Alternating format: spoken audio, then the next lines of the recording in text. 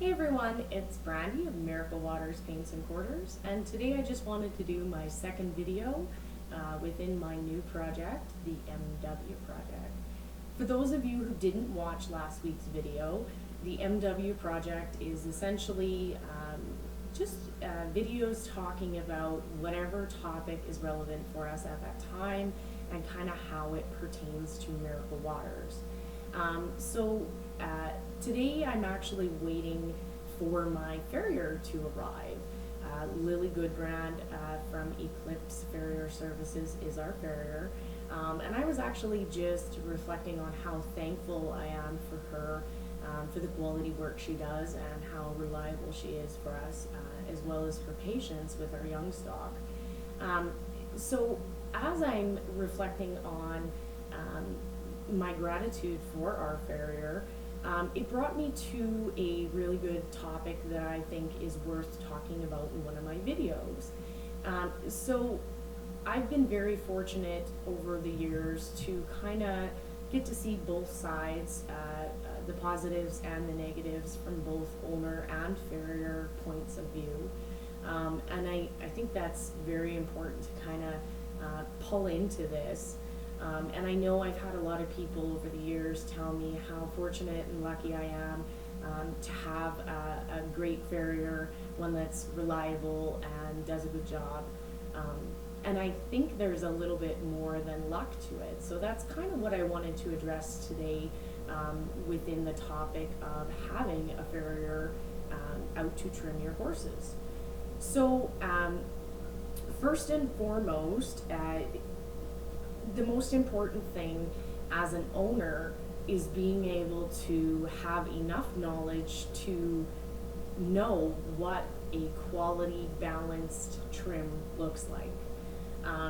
So you can learn this in a variety of ways. There's tons of stuff on the web, but it's really important that as you're learning what a balanced trim looks like, that you use the proper things to kind of guide your learning process. So making sure that every article or source that you're getting the information from is actually credible.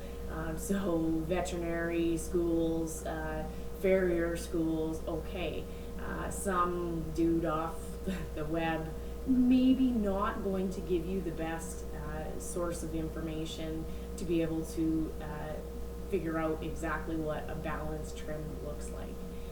And so why it's so important to know as an owner what a balanced trim looks like is simply to be able to judge somewhat the quality of work going on with your horse, and not to the severity of needing to see, you know, he was sound yesterday, the farrier trimmed him, and now he's three-legged lame.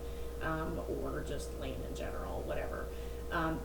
That's very important to be able to judge the quality of work that's going on and be able to decipher if maybe you need to get a new farrier or not. That's extremely important. So as we talk about that, it's also very important to be checking into, you know, what kind of price range that you're paying for these services.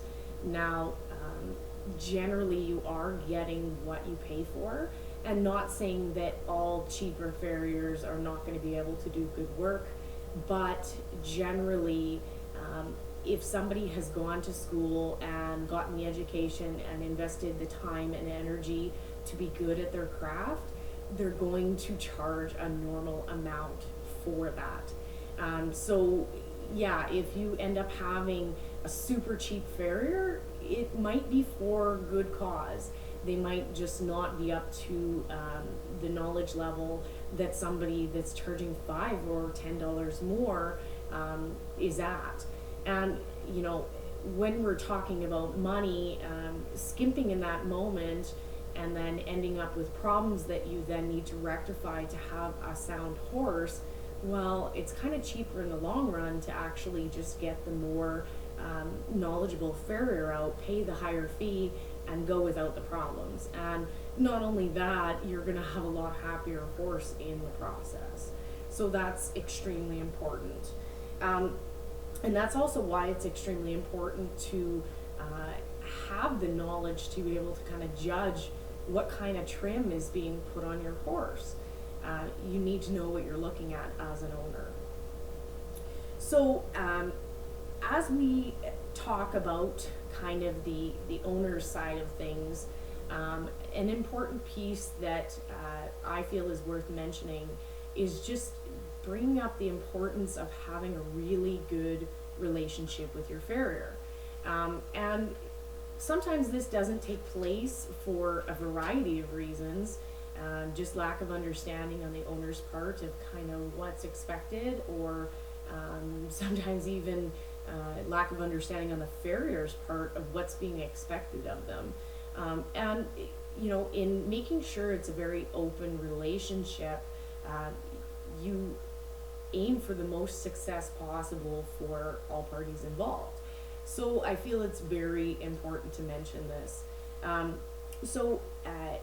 Over the years, as I've had people say that I'm so fortunate to have farriers come back out here and that they're reliable and whatnot, I feel there's big chunks to this in that having that good relationship with your farrier, make sure that they come back. And I rely on a farrier. I need them to trim my horse's feet. So it's important to me to make sure that they come back on a regular basis for the health of my horses. And there's a few ways that I feel I can ensure this. Number one, I'm always going to be honest with my farrier as to whatever horse I am putting them under at that time. If the horse has a history, or a horse has just a couple little habits that are going on, I'm going to notify my farrier before I put them under that horse. And it's important for everyone involved to have the best experience possible, that everyone knows kind of what's going on. And I know a lot of stories of, farriers that have been hurt this way, and I mean, it can end their career pretty quickly. That's not very fair to them. They're there to do your horse's feet. So at least if they know, kind of what they're getting into, they have the choice to say no. And if a farrier says no, that's a pretty good indication that maybe you need to put in a little bit more work into that horse, so that your farrier can be safe in that process. And I feel the more honest you are, the happier your farrier is going to be with you, because they'll know what they're getting into. So in the actual process of having your horse's feet done, pertaining to the relationship portion with your farrier, as you're standing there and holding that lead rope, you need to be paying attention. And why I feel this needs to be addressed is, I've seen a lot of it, I've heard a lot of it, people at the end of the lead rope talking on their cell phone, whatever they're doing, they're not paying attention, they're not in the moment. So it's kind of left to the horse and the farrier. So on a really experienced horse, this may not be a problem. They know the expectations, they just do their thing, it's fine.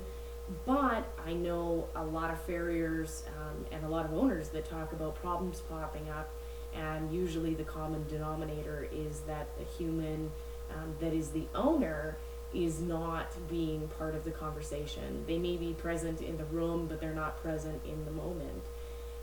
So as you are with your horse, you need to be paying attention to what they're doing in that moment. And if you're paying attention, you're actually able to watch the muscles of that horse, watch the shifting, the movement going on, and you can have a conversation with your horse. And when I say conversation, I'm just talking about redirection, telling that horse no, stand, whatever it may need to be at the time. But if you're not going to be paying attention enough to notice it, there is no way to correct it. And for a horse, it's a conversation. So if they do something and there is no response from you because you're not paying attention, that is essentially a yes. Because there is no disagreement with whatever they've done, it's essentially a yes with the omission of saying nothing. And a lot of humans don't understand this, but for a horse, they would expect another horse to be in the moment, paying attention to them, and they would catch that and respond to it. Us as humans, not living in the moment for the most part, we end up missing these things, and without saying anything, it is essentially a yes to the horse. When we allow those things to go unchecked or unresponded to, not only are we doing a really poor job at setting our expectations for this entire interaction, but we're actually also kind of setting our horses up to fail, as well as our farrier, because that is usually going to progress. It's important to remember that as much as we feel this is a normal process and something that's beneficial for the horse, this is not part of the horse's agenda for his day. He does not care about getting his feet done. This is definitely something that is not important to your horse. So there needs to be that conversation. And why I stress so much not only staying in the moment, paying attention, and having that conversation with your horse, you can utilize this time to really solidify those expectations for this particular thing that you're doing. And you can do this with everything, but really important when you're having your farrier work on your horse.